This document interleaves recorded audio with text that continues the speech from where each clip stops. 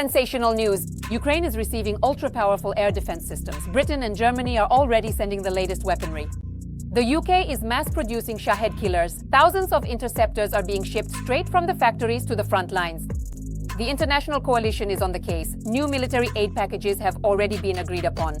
Ukraine's skies and energy infrastructure are under the reliable protection of its allies. See the details in the following report. Russia is ramping up its strikes on Ukraine's energy system and changing its tactics from... Moscow is launching hundreds of drones capable of penetrating air defense systems and equipped with cameras for improved targeting. Russia has turned its strikes on Ukraine's energy infrastructure into a systematic operation aimed not just at temporarily damaging the networks, but at destroying the viability of large areas of the country. On the eve of winter, the goal of these attacks is to deprive regions of heat and electricity, undermine industry, provoke mass emigration, and create political pressure on Kyiv, writes The Economist. In these circumstances, air defense becomes critically important. But this year, Western partners are acting proactively, strengthening Ukraine's skies and energy system before the cold sets in. We are not just now starting to prepare for this winter period. We began preparations back at the end of the previous winter season. As early as November, the UK will begin mass production of Ukrainian anti-aircraft drones. This is the essence of the joint project between Kyiv and London, aimed at quickly protecting the skies from enemy drones and missiles. Our Ukrainian friends will share their technologies and intellectual property with the UK, and in turn, we will further develop them and produce them on a large scale, so that we can supply Ukraine with thousands of interceptor drones every month, said El Carnes, the UK's Deputy Secretary of State for the Armed Forces, in Parliament. These drones will become part of a system called the Air Shield. It will combine Western air defense systems such as Patriot, Ares-T, NASAMS, as well as new mobile installations. These are being provided to Ukraine by Germany and other allies before the start of winter.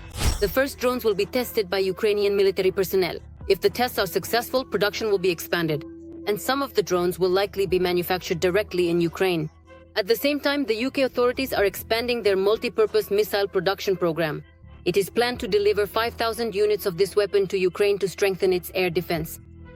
We're also announcing an increase in the production program in the UK to provide Ukraine with 5,000 new multi-purpose missiles. This makes it possible to create new jobs in Belfast and other cities, as well as to strengthen Ukraine's air defense for the coming winter. At the same time, European allies are stepping up their support for Ukraine's energy sector. Germany and other NATO countries are mobilizing resources, from air defense missiles to support for the energy sector, so that Ukraine can withstand the winter and not succumb to attacks on its critical infrastructure. Germany has already paid 390 million euros with another 30 million to come. We agreed on this in the summer, but today I want to announce that we will invest an additional 30 million.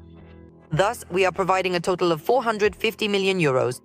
These funds will make it possible to acquire the necessary technical equipment to help save Ukraine.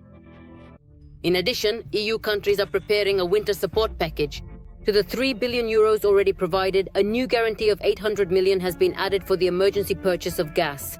This was reported by the EU ambassador to Ukraine, Katerina Maternova. The aid covers repairs to power grids as well as the supply of generators and transformers.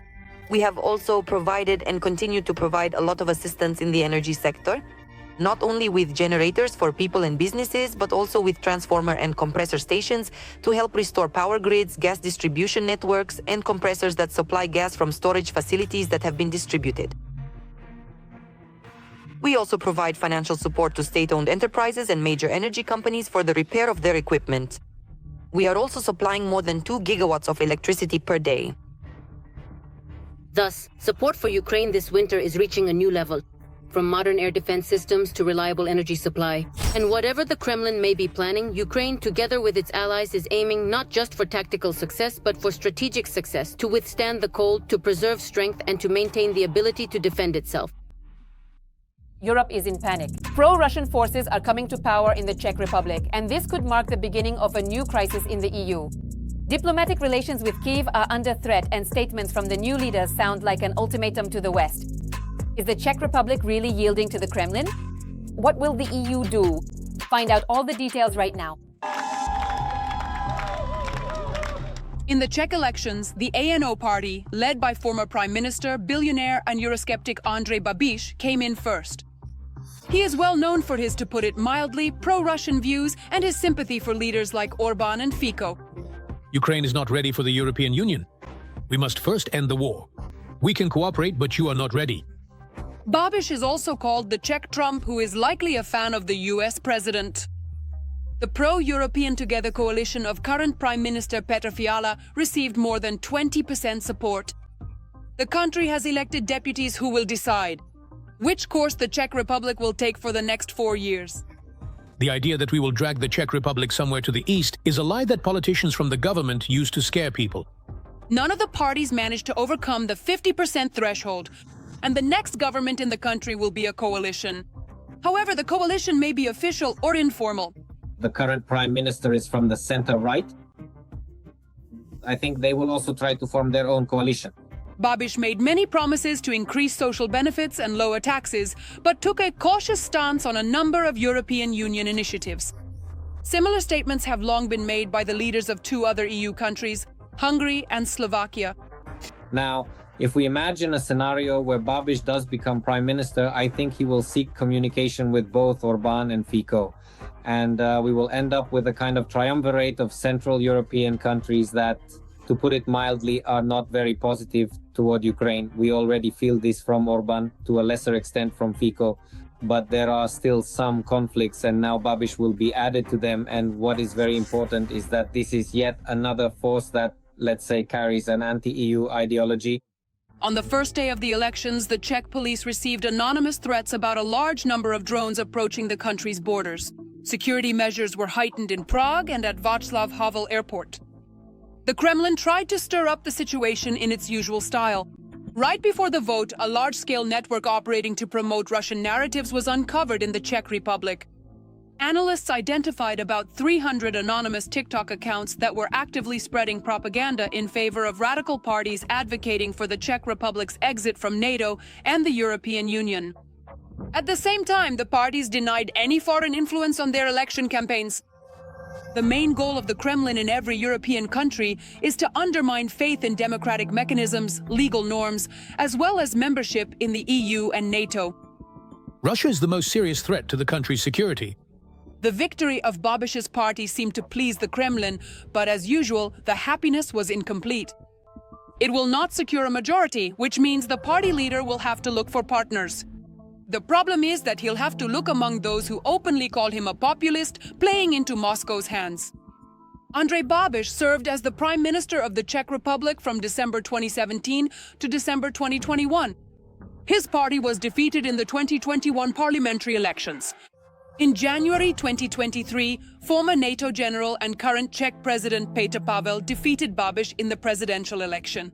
And today, in 2025, the main role will shift to the non-partisan President Petr Pavel, who will be tasked with appointing the government. Now, the main question is whether Babiš can become prime minister again. The prime minister has more power than the president, but the president also has a certain influence on the country's political processes. There is a kind of balance of power. And we understand that hypothetically, Prime Minister Babiš and accordingly President Pavel are different people, representing different political forces. Accordingly, this will already be a president-prime minister conflict. If again, it turns out to be exactly Babiš as prime minister, if ANO party still manages to unite all the other forces around itself. Babiš himself openly denies any sympathy for the Kremlin, recalling an incident when he was already prime minister. His government labeled 18 Russian diplomats as spies and expelled them from the country. When, as a result of the investigation into the ammunition depot explosions, it turned out that it was not just anyone, but Russian special services behind them. It's a paradox, but there are practically no official materials regarding this case. But soon after, Babiš once again started talking about the need for dialogue and the importance of economic ties with Russia. There is an opinion that Babiš reportedly acquired much of his money thanks to Russian funds. Accordingly, he is perceived as someone who has close financial ties with Russia, close ties with the Kremlin, and this poses a threat to Ukraine. So how will the victory of the right in the Czech elections affect Ukraine? This worries not only Ukrainians themselves, but also Europeans. I have met with Zelensky 3 times. We help Ukraine through the EU. We pay large sums into the European budget. So we are already helping. During the campaign, Babiš criticized what he considered excessive aid to Ukrainian refugees. First, they raised taxes for Czech parents, took away child benefits, and cut privileges. And now just imagine, they're coming up with new things. Maternity leave for Ukrainian women, not for our women, but for Ukrainians. As a right-wing populist, he has repeatedly spoken about the need to cut or roll back aid programs for Ukraine. But experts believe that his rhetoric could change dramatically after the elections.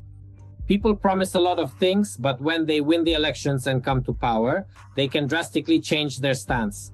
After all, slogans they use to get elected are one thing, but what they actually have to do, considering the redistribution of the EU budget, is another. A person might really campaign and say that aid to Ukraine should be stopped, that everything should be cut off, but then comes to power and realizes that it's not that simple. Because of this, they might end up missing out on funds from the EU budget. Plus, there are the risks that we all see for European countries, risks that Poland sees, that Finland, Denmark, and Norway see. So all these sentiments are present as well. And the image of a force that would act as a hypothetical collaborator with Russia is something nobody wants. Every voice matters. Join our community, support independent journalism and help us bring you the truth from Ukraine. Become a member of Ukraine today. Join us now. Russia faces crisis as the Russian Federation collapses, the economy collapses, industry nears breakdown, and Russian factories vanish. Even in the turbulent 90s, it wasn't like this. Russia is sliding into the economic pit of the century. All the details are in the following report. Resources are nearly depleted, and claims about the stability of the Russian economy don't hold up to the facts. There's really no other way to describe it honestly. This is not our choice. We don't want things to turn out this way. Putin is trying to bluff and save face by creating an illusion of success. But it's all in vain. The Russian economy is rapidly going downhill. Almost 80% of the country's industry has fallen into recession. When we talk about individual sectors, it means that production in these sectors, compared to the same period, usually the previous year, is getting worse. In other words, things aren't improving, they're getting worse. And that's exactly what a recession is, this very decline when you're in the negative. And when a recession becomes prolonged, that is, when it lasts not just 1 year, but say 3 or 4 years of decline, then it's no longer a recession, it's a depression. Finally, in September, the overall growth of industrial production in Russia slowed to 0.3% year-on-year. That's almost 19 times less than last year. There simply aren't enough people available to help, and there just aren't enough financial resources or funds to pay for the delivery and transportation of all the necessary components for purchasing the goods you need for processing.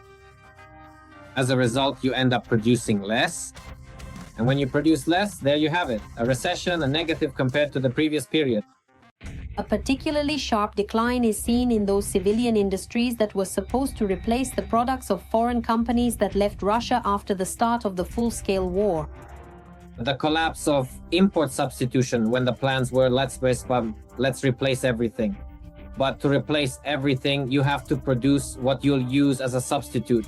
And if you don't produce it, then what will you use to substitute? How are you going to carry out this import substitution if you're not doing anything?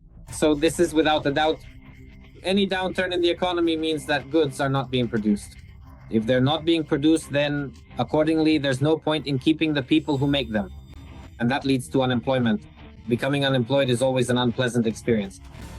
In fact, the domestic market is deprived of consumer goods, and Russian factories are unable to make up for the shortage. Even now, it would seem, even the military sector, part of the military sector, which is the production of weapons and ammunition, in September of this year, compared to September of last year, Russia is down 1.3%. So even the production of weapons and ammunition is already in the negative. Not to mention the rest of the economy, which is showing even worse results. The central bank has predicted that Russia could face its worst economic decline since the 1990s if sanctions are tightened. If the situation doesn't improve, by 2026 the Kremlin could lose $108 billion in export revenues. Here the problems are, let's say, just starting to gain momentum. But their implementation, the first one we're seeing, is that taxes in Russia have been rising since the beginning of the year. The federalization levy will start on December 1st. And the environmental tax is increasing almost tenfold from November 1st, which is literally in a week or even just a couple of days. So it turns out that all these various economic problems are cropping up more and more often, and they're constantly appearing in the news. Because, it's a Zugzwang situation when you don't have any good options. Russian Sberbank, following Gazprom, has begun mass layoffs.